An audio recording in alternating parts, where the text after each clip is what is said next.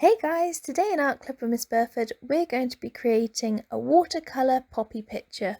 You will need photo references of poppies, watercolour paper, a straw, water and a paintbrush, a water-resistant black pen or biro, watercolours and a pencil.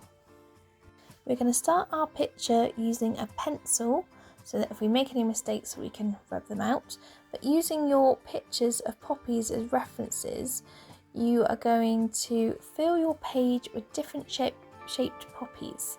So you can have a variety of open poppies and closed poppies. So if you look, I'm referring to this bottom picture and this top left poppy, so I'm just following the outline of the shape.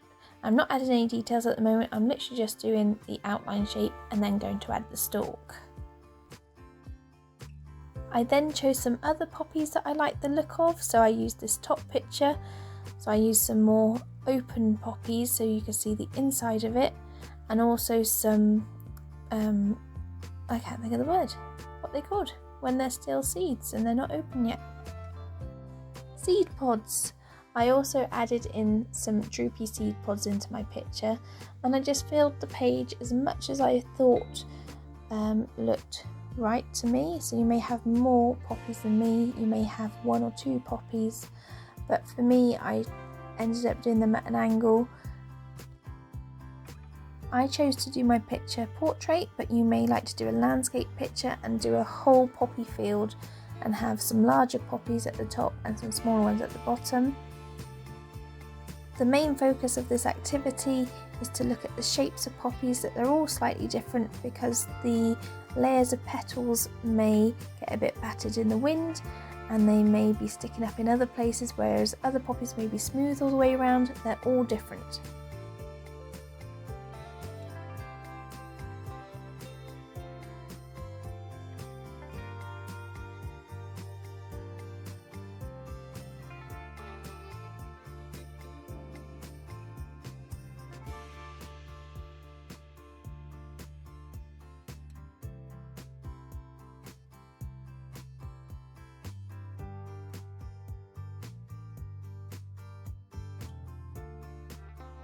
When you're happy with your flowers, move on to looking at the stems and use your picture to see what the leaves look like and add this to your picture.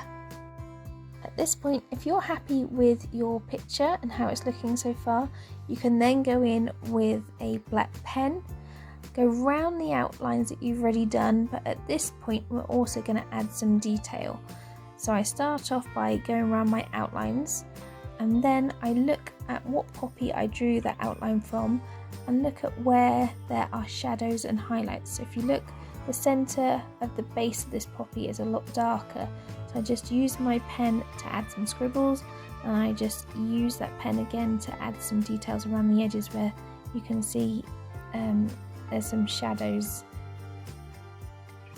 Of course, the harder you press with your pen and the more lines you do in that concentrated area, the darker your outcome will be. Repeat this step for each poppy, so go around the outline of the poppy, don't forget the stem, then you can add details and shading using the black pen on each one and you'll see your picture come alive. I felt like my picture wasn't grounded, it looked like my flowers were just floating in the middle of the air, so I added some smaller poppy seed heads at the base and some more stems, so you can add details if you're not happy with your picture.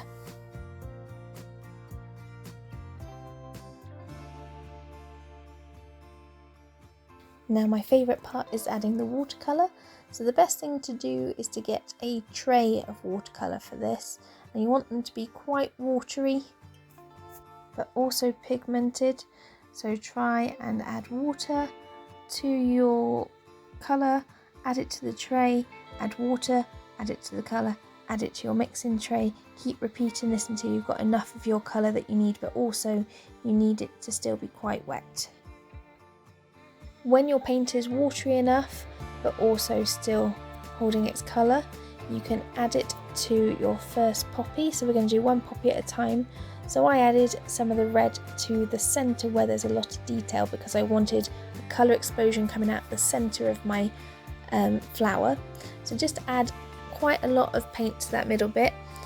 Then you're going to use your straw and blow out from behind, so pushing in the direction that you want your paint to go out in. So if you look, I had the straw behind the direction that I wanted it to go in, and you're going to have to blow quite hard for this to work. So I tried to zoom in a bit, so keep adding just some dabs of your colour and then getting your straw and repeating the process so you can get a good explosion of colour coming out. You may decide to do random explosions of colours, or you may choose to do them all from the centre like this one, or you can go from the outline inwards as well, so you can do an internal colour explosion. Just concentrate on adding blobs of colour to the areas where you want to have the colour explosion from.